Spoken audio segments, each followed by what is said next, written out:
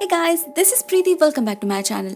Guys, आज हम बात करने वाले हैं 2017 Italian zombie horror thriller the end के बारे में। दोस्तों, ये टाइटल काफी यूनिक है। द एंड के बाद हमें एक क्वेश्चन मार्क दिखता है, लेकिन ये क्वेश्चन मार्क क्यों है, इसका जवाब आपको कहानी के एंड में पता चलेगा। IMDb पर इस फिल्म का रेटिंग है 5.5 आउट ऑफ 10 और 66% गूगल यूजर ने इसे लाइक किया है। कहानी शुरू होती है काफी यूजुअल डे से। हम एक hardcore businessman mister Claudio Verona से मिलते हैं। आज उसका एक बहुत इंपॉर्टेंट मीटिंग है, इसीलिए उसे थोड़ा जल्दी पहुंचना था ऑफिस, लेकिन ट्रैफिक जैम की वजह से वो होना मुश्किल लग रहा था। बारिश भी हो रही थी, साथ में क्लॉडियो का गुस्सा भी बढ़ रहा था। हम समझ पाते हैं इस इंसान का बैंक बैलेंस कितना भी बड़ा क्यों ना हो, दिल उतना ही छोटा है। बहुत रूड और एरोगेंट है क्लॉडियो। उसका ड्राइवर उससे कुछ बात करने की कोशिश करता है तो वो ध्यान ही नहीं देता। उसे फिजूल के बातों में कोई इंटरेस्ट नहीं, तो बेचारा ड्राइवर रेडियो ऑन कर देता है जिस पर न्यूज चल रहा था।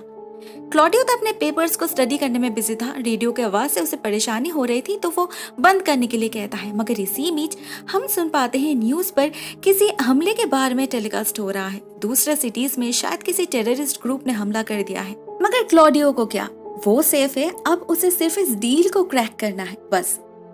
फाइनली वो ऑफिस जा पहुंचता है। उसे ग्रीट करती है एक लड़की, सिल्विया, जो यहाँ पर एज अ ट्रेनी पिछले 2 महीने से काम कर रही है, क्लॉडियो की सेक्रेटरी सारा के अंडर।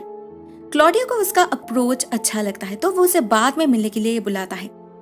इसके बाद क्लॉडियो भागता है एलिवेटर की तरफ। सारा उसे ऑलरेडी 2 बार कॉल कर चुकी है। उसका क्लाइंट उसके लिए इंतजार कर रहा। एलिवेटर में क्लॉडियो से मुलाकात होती है और एक लड़की मार्टा की। मार्टा क्लॉडियो की कलीग है, मगर वो उसके तरफ देख भी नहीं रही थी।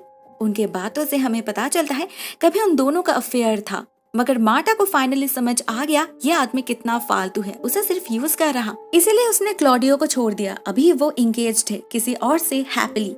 इस सब के बारे में सोचना भी नहीं चाहती वो। वैसे मैरिड तो क्लॉडियो भी है पिछले 5 सालों से, मगर इससे उसके अफेयर्स को कंटिन्यू करने में कभी कोई प्रॉब्लम नहीं हुई। तो वो मार्टा को सीड्यूस करने लगता है, लेकिन मार्टा को उससे घिन आ रही थी, तो वो उल्टा क्लॉडियो को मारकर एलिवेटर से निकल जाती है। एलिवेटर फिर से स्टार्ट होता है, 10th फ्लोर की तरफ चलने लगता है, मगर पता नहीं क्या हुआ, 6th फ्लोर क्रॉस करने के बाद ही सब कुछ बंद पड़ जाता है। क्लॉडियो हेल्पलाइन में कॉल करके इन्फॉर्म करता है और वेट करने लगता है। बीच में एक बार उसकी वाइफ लोरेना उसे कॉल करती है। वो क्लॉडियो को घर लौटते वक्त दूध लाने के लिए कह रही थी। क्लॉडियो उसके इन टिपिकल हाउसवाइफ वाली हरकतों से परेशान हो चुका था, मगर साथ में लोरेना भी जब शहर में होने वाले कियोस्क के बारे में बताती है, कहती है बाहर कुछ गड़बड़ चल रहा है, जगह जगह रोड ब्लॉक से न्यूज पर भी हलचल मच चुकी है। क्लॉडियो कोई इंपॉर्टेंस नहीं देता। वो कॉल करता है सारा को, उसे किसी भी तरह से उस क्लाइंट को रोक कर रखने के लिए कहता है, लेकिन ऑलरेडी आधा घंटा बीत चुका था और कितना वक्त लगेगा इन रिपेयर वालों को। क्लॉडियो बहुत ज्यादा रेस्टलेस फील करने लगा था। वैसे ही गुस्सा हमेशा उसके नाक पर रहता है, यहाँ तो हद हो गई। अचानक उसे आसपास किसी के फुटस्टेप्स सुनाई देते हैं। उसे लगा कोई रिपेयरमैन होगा। वो तो मदद मांगने लगता है, मगर कोई जवाब नहीं देता। क्लॉडियो फिर से हेल्पलाइन में कॉल करता है और उससे रिपेयर टीम का नंबर लेता है। कॉल करता है उन्हें डायरेक्टली और बहुत चिल्लाता है। बात बात पर गाली देना उसकी आदत है, तो ऐसे में वो खुद को और काबू नहीं कर पा रहा था।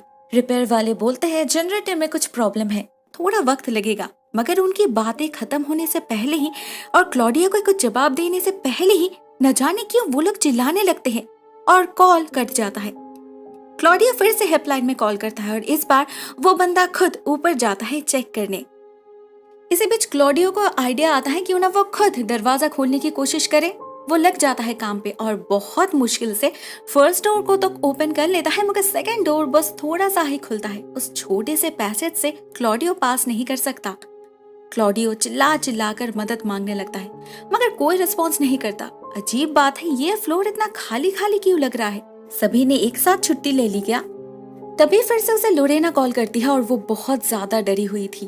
कहती है घर के आसपास कुछ अजीब दिखने वाले लोग मंडरा रहे हैं, वो लोग नॉर्मल नहीं लग रहे।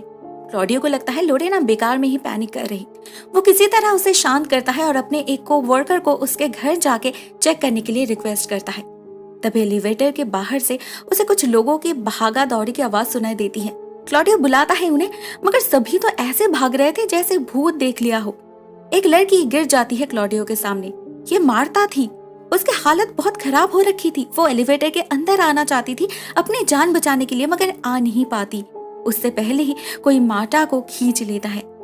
क्लॉडियो को सिर्फ उसकी चिल्लाने की आहट सुनाई देती है।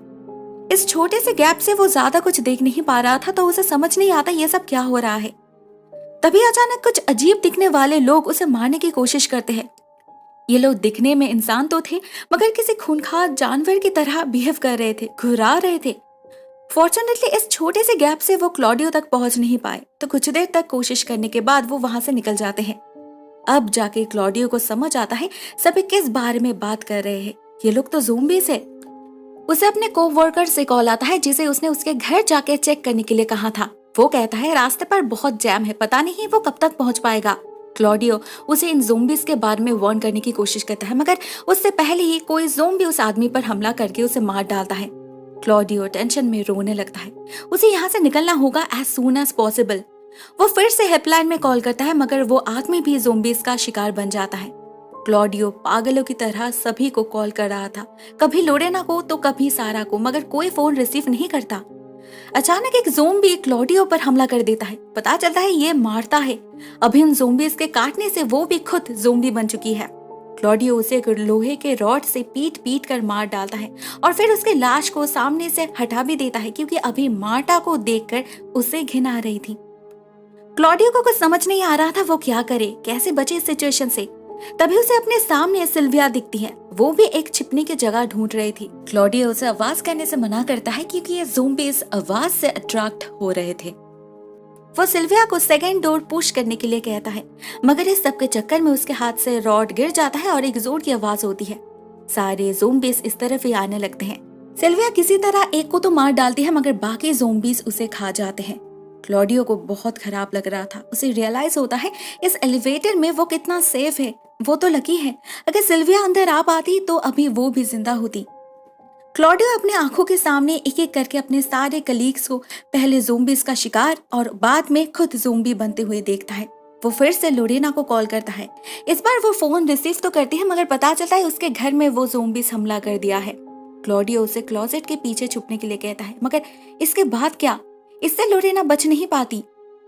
क्लॉडियो हेल्पलेसली उसके चिल्लाने की आवाज सुनने लगता है और कुछ नहीं कर पाता। वो कुछ देर बाद उसे एक आदमी दिखता है। वो इस एलिवेटर डोर को खोलने की कोशिश कर रहा था। क्लॉडियो को पता था ये दरवाजा नहीं खुलने वाला, तो वो कोशिश भी नहीं करता। उल्टा वो उस आदमी को चुपचाप किसी और जगह छुपने के लिए कहता है, लेकिन वो आदमी नहीं सुनता, उल्टा चिल्लाने लगता है और वो ज़ोंबीज का शिकार बन जाता है। नेक्स्ट थी सारा। वो भी बेचारी मदद के लिए इधर उधर भटक रही थी। क्लॉडियो उसे बचाने की बहुत कोशिश करता है। कुछ ज़ोंबीज को अपने तरफ बुलाकर उस रॉड से मार भी डालता है, मगर सारा को बचा नहीं पाता। अपने आंखों के सामने उसे भी मरते हुए देखता है। इतना वायलेंस उसने कभी नहीं देखा। उसे सहन नहीं हो रहा था ये सब। एलिवेटर का लाइट भी ऑफ हो चुका था, तो क्लॉडियो बेबस लाचार होकर एक कोने में बैठ जाता है और अपने फोन पर न्यूज देखने लगता है। बाहर की हालत भी ऑलमोस्ट सेम ही है। लोग पागल हो रहे हैं, एक दूसरे को मार रहे हैं। अचानक बाहर उसे गोली की आवाज सुनाई देती है। क्लॉडियो देखता है एक पुलिस ऑफिसर ज़ोंबीज को शूट कर रहे हैं। वो उस ऑफिसर को बुलाता है अपने पास। पता चलता है उसका नाम है मार्सेलो। वो अपने टीम के साथ निकला था रेस्क्यू ऑपरेशन में, मगर अभी और कोई जिंदा नहीं बचा। मार्सेलो सबसे पहले क्लॉडियो से पूछता है क्लॉडियो घायल है या नहीं, उन ज़ोंबीज ने क्लॉडियो को कहीं काटा तो नहीं, अगर काट लिया तो वो इन्फेक्टेड हो जाएगा। जब क्लॉडियो उसे अश्योर करता है कि वो बिल्कुल ठीक है, तब मार्सेलो उसे एक वॉकी टॉकी और गन देकर ऊपर जाने लगता है जनरेटर ऑन करने, शायद कुछ काम बन जाए। क्लॉडियो उसे ओवरफोन गाइड करने लगता है, मगर हर तरफ ज़ोंबीज भरे पड़े थे। मार्सेलो के लिए ऊपर जाना मुश्किल हो रहा था। क्लॉडियो उसे एक दूसरा रास्ता बताता है। उस रास्ते से मार्सेलो ऊपर तक तो जा पहुंचता है, एलिवेटर का पार भी ऑन कर देता है, मगर ये दरवाजा नहीं खुलता। कोई चीज उसके रास्ते को ब्लॉक कर रही थी। तभी अचानक कई सारे ज़ोंबीज इन दोनों पर हमला कर देते हैं, इधर क्लॉडियो पर उधर मार्सेलो पर। क्लॉडियो तो फिर भी सेफ साइड में था। वो उन ज़ोंबीज को शूट करके मार डालता है, मगर मार्सेलो शायद उतना लकी नहीं था। उसके चिल्लाने की आवाज से क्लॉडियो का दिल टूट जाता है। वो हिम्मत हार चुका था कंप्लीटली। सब कुछ तो खत्म हो चुका है। उसका परिवार, उसके कलीग्स जिनके साथ वो हर रोज काम करता था, कोई जिंदा नहीं रहा। किसी किसी को तो उसे अपने हाथों से मारना पड़ा। क्लॉडियो को कोई आइडिया नहीं था वो खुद यहाँ से जिंदा निकल पाएगा या नहीं। उसका इतना पैसा, दौलत, सम्मान, जिसके लिए वो इतना घमंड करता था, इस सिचुएशन में उसे फिजूल लग रहा था।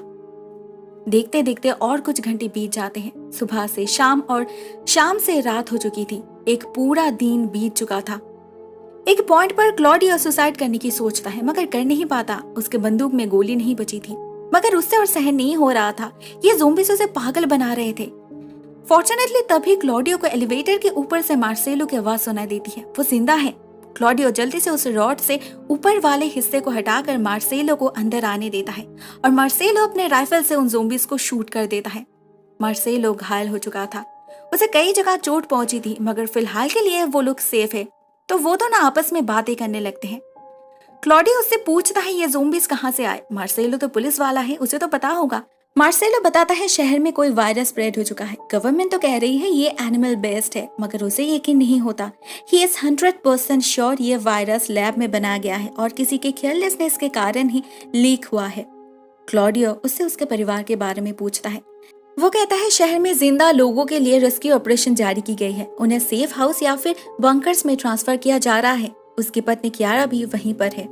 क्लॉडियो को अपने पत्नी लोरेना के लिए खराब लगता है। काश वो भी जिंदा होती।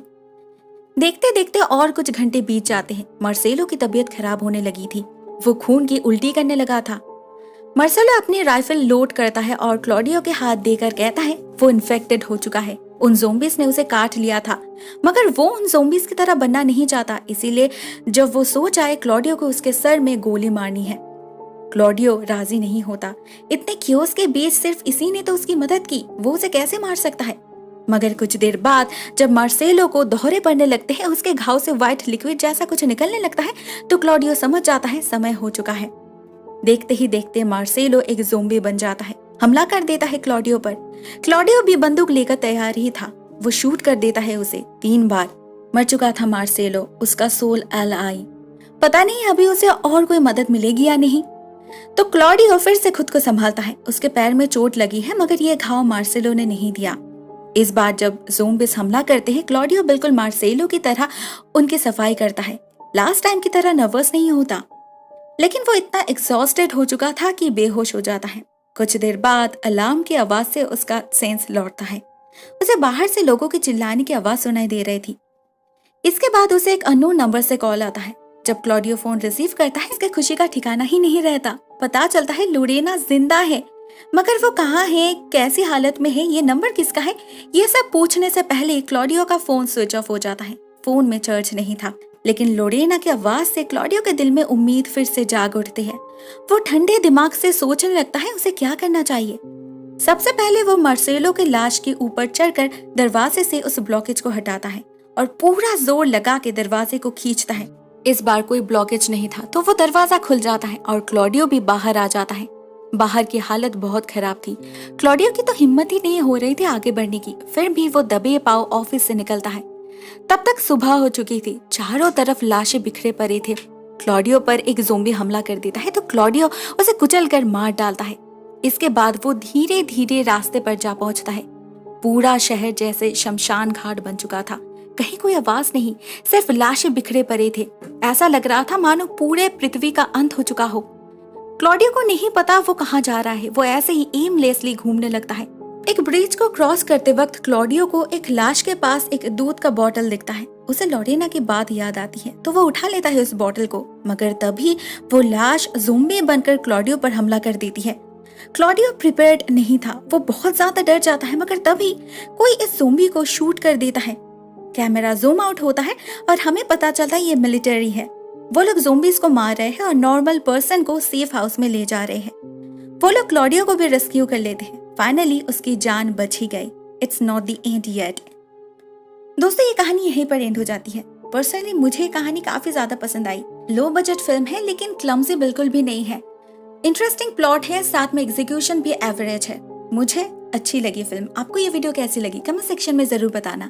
आज के लिए बस इतना ही दोस्तों। Thank you so much for watching this video. बहुत जल्द मिलते हैं एक और नए वीडियो के साथ। तब तक के लिए टेक केयर। टाटा।